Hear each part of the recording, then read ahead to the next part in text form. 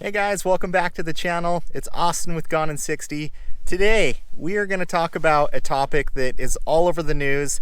If you guys own a Mopar, you guys know that the SRT team, there's some questions around it. Are they gone? Are they sticking around? We're going to cover it today.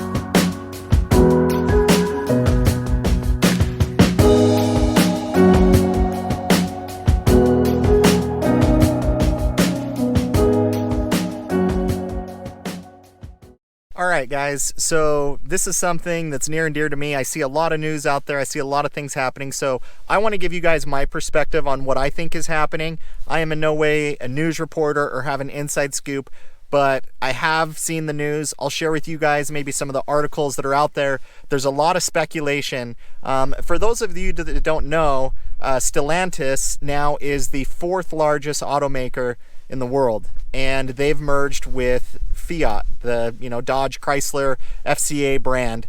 And if you guys look back at Dodge's history, this is one thing that is a little bit different. Dodge has been bought and sold a lot of times. If you look on the trucks now, they don't say Dodge Ram, they just say Ram, and that's because really Fiat, that's kind of the route that they've chosen to take it. But at the end of the day, the SRT team, for you guys that don't know, street racing technology, it's the team that was assembled really early in the 2000s that helped with the Viper, helped with the Challenger and the Charger.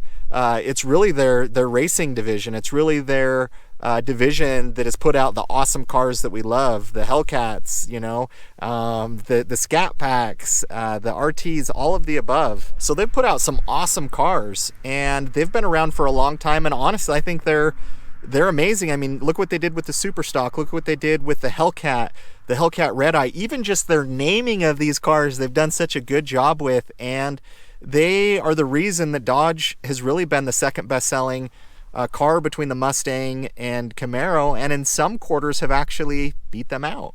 And the news is that the SRT team has been dissolved. And, with Stellantis, from what I can gather, and I'll give you guys my thoughts on what I think is happening, they've confirmed that they're not going to stop making SRT performance vehicles. Now, when I look at that or read between the lines from a marketing perspective, they don't want to get rid of that badge. They don't want to get rid of that brand. It's the same with the Ram brand. If they change the name of Ram trucks, you guys would not be happy about that. And I think they're going to do the same thing with SRT. My understanding is that the SRT team, you can use whichever word you want, dissolved, reassigned.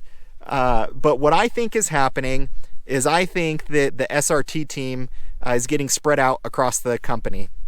And when companies release these press releases, they have to be very careful about what they say because they don't want to just cause, an uproar or a panic. But as I read between the lines, I think that division is no longer tightly unified like it once was. I think they're taking some of those engineers and assigning them to different projects within the organization.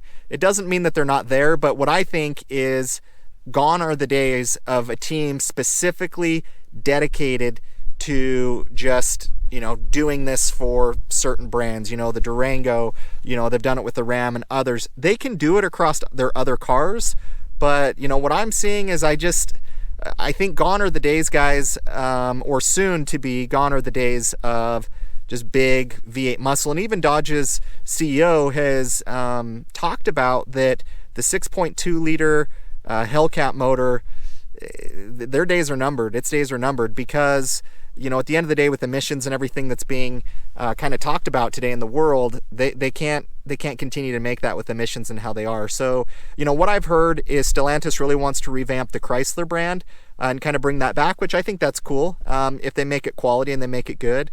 But I think what you're going to see is, I think there's 14 brands under the Stellantis brand, which when you look at Dodge and you say, okay, the SRT team, you know, they're engaged with the Viper, they're engaged with the Challenger, the Durango, the Ram. Yeah, that's doable across those, especially when you have a platform. You build the motor, you put it in all those other cars.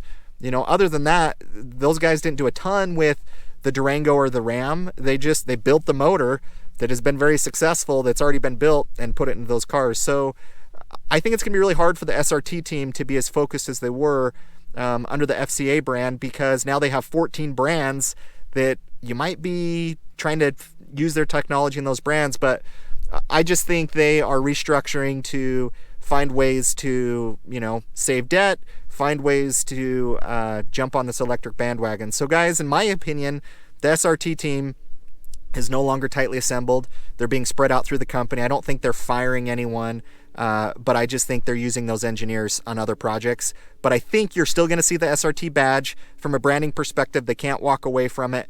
But are they truly the team behind it making those? That's to be determined. So guys, that's my take. That's Gone in 60's take. Tell me what you guys think. What have you guys heard? Maybe some of you are closer to the source than I am, but that's how I read all this news, and I just wanted to share with you guys my honest thoughts.